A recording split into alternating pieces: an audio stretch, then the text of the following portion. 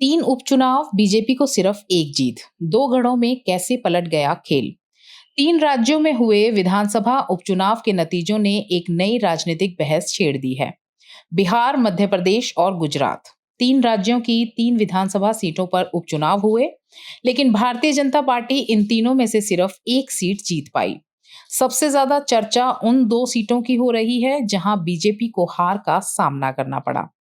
पहली है बिहार की बांकीपुर विधानसभा सीट, जिसे लंबे समय से बीजेपी का मजबूत गढ़ माना जा रहा था। और दूसरी है मध्य प्रदेश की दतिया विधानसभा सीट, जहां बीजेपी के वरिष्ठ नेता नरोत्तम मिश्रा का लंबे समय से राजनीतिक प्रभाव रहा है। वहीं गुजरात की मंजालपुर विधानसभा सीट पर बीजेपी अपनी जीत दर्ज करने में कामयाब रही। लेकिन सवाल ये है कि बांकीपुर और दतिया जैसे मजबूत माने जाने वाले इलाकों में बीजेपी से आखिर चूक कहां हुई? क्या उम्मीदवारों का चयन पार्टी पर भारी पड़ा? क्या स्थानीय नेताओं और कार्यकर्ताओं की नाराजगी ने खेल बिगाड़ दिया? या फिर जमीन पर कुछ ऐसे मुद्दे थे जिन्हें बीजेपी समय रहते समझ नहीं पाई? आइए इस पूरे राजनीतिक गणित को एक एक करके समझते हैं। सबसे पहले बात बिहार के बांकीपुर की। बांकीपुर की हार बीजेपी के लिए इसलिए महत्वपूर्ण है क्योंकि इस सीट पर पार्टी लंबे समय से बेहद मजबूत मानी जाती रही है। करीब 9 महीने पहले हुए 2025 के विधानसभा चुनाव में बीजेपी ने बांकीपुर सीट पर 50,000 से ज्यादा वोटों के अंतर से जीत दर्ज की थी। लेकिन उपचुनाव में तस्वीर पूरी तरह बदल गई। बीजेपी उम्मीदवार नीरज कुमार को प्रशांत किशोर ने 19,324 वोटों से पीछे छोड़ दिया। यहाँ सबसे दिलचस्प बात जन स्वराज के प्रदर्शन में आया बड़ा बदलाव है। 2025 के विधानसभा चुनाव में जिस जन स्वराज पार्टी को इस सीट पर करीब 7700 वोट मिले थे, उसी पार्टी ने कुछ महीनों बाद बीजेपी के मजबूत गढ़ में जीत दर्ज कर ली।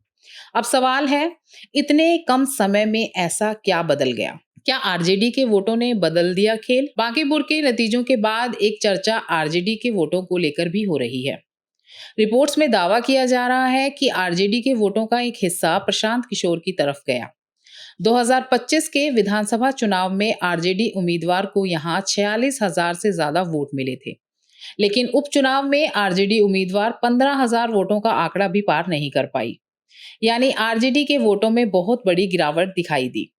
इसी वजह से सवाल उठ रहा है कि आखिर आरजेडी का पारंपरिक वोट गया कहां?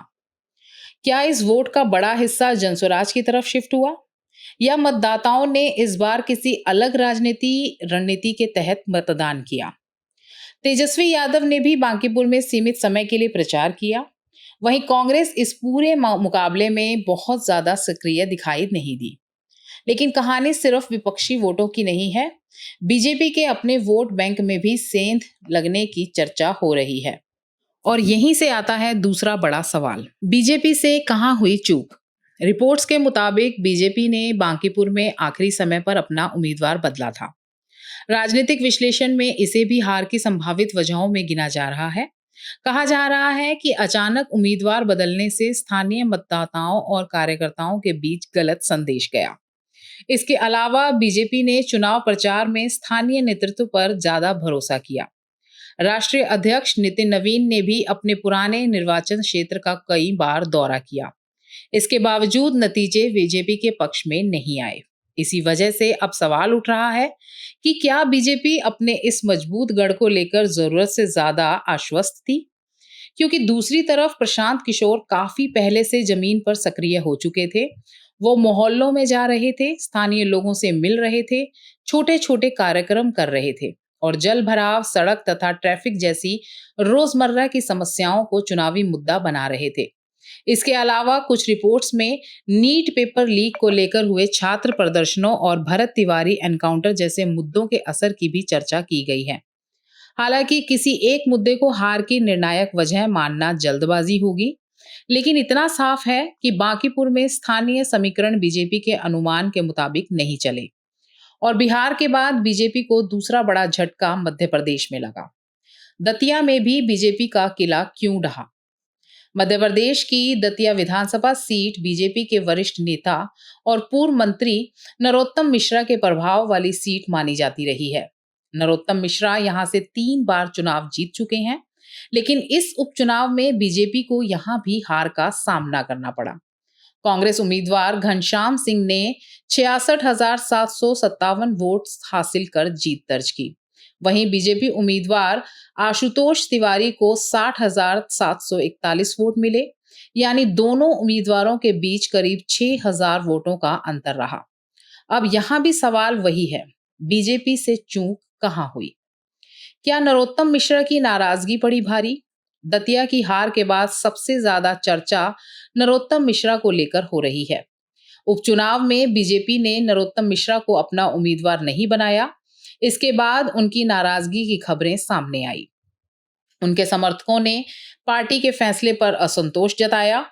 बाद में पार्टी नेतृत्व के कहने पर नरोत्तम मिश्रा ने बीजेपी उम्मीदवार आशुतोष तिवारी के लिए प्रचार किया, लेकिन चुनावी जीत नतीजे बताते हैं कि बीजेपी को इसका अपेक्षित फायदा नहीं मिला।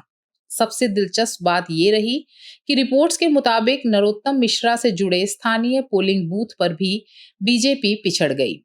अगर ये संकेत जमीन पर कार्यकर्ताओं और समर्थकों की नाराजगी को दर्शाता है, तो बीजेपी के लिए यह गंभीर समीक्षा का विषय हो सकता है, क्योंकि चुनाव सिर्फ बड़े नेताओं के भाषण से नहीं जीते जाते। स्थानीय संगठन, कार्यकर्ताओं का उत्साह, उम्मीदवार की स्वीकार्यता और मतदाताओं के साथ उसका सीधा संपर्क, ये सभी चीजें चुनावी नतीजों पर असर डालती हैं। गुजरात में बीजेपी ने बचाई सीट। हालांकि इन 3 उपचुनावों में बीजेपी के लिए सब कुछ नकारात्मक नहीं रहा। गुजरात की मंजालपुर विधानसभा सीट पर बीजेपी जीत दर्ज करने में कामयाब रही, यानी 3 सीटों में से बीजेपी के खाते में 1 सीट आई। लेकिन राजनीतिक चर्चा गुजरात की जीत से ज्यादा बांकीपुर और दतिया की हार को लेकर हो रही है, क्योंकि ये दोनों सीटें ऐसी थी जहां बीजेपी का पुराना और मजबूत राजनीतिक आधार माना जाता था, और यही इन नतीजों को ज्यादा महत्वपूर्ण बनाता है। क्या उपचुनाव ने बीजेपी को दिया कोई बड़ा संदेश? अब आते हैं सबसे महत्वपूर्ण सवाल पर। इन 3 चुनावी नतीजों से बीजेपी को क्या सीख मिल सकती है? पहला संकेत, पुराना गढ़ हमेशा सुरक्षित नहीं रहता। सिर्फ इसलिए कि कोई पार्टी किसी सीट पर वर्षों से जीतती आ रही है, यह जरूरी नहीं कि अगला चुनाव भी उसके पक्ष में ही जाएगा। दूसरा संकेत, उम्मीदवार का चयन बेहद महत्वपूर्ण है। बांकीपुर और दतिया दोनों जगह उम्मीदवारों के चयन और स्थानीय प्रतिक्रिया को लेकर सवाल उठे। तीसरा, स्थानीय मुद्दों को नजरअंदाज करना भारी पड़ सकता है। राष्ट्रीय राजनीति अपनी जगह है, लेकिन विधानसभा चुनाव में सड़क, पानी, ट्रैफिक, रोजगार और स्थानीय प्रशासन जैसे मुद्दे सीधे मतदाता को प्रभावित करते हैं।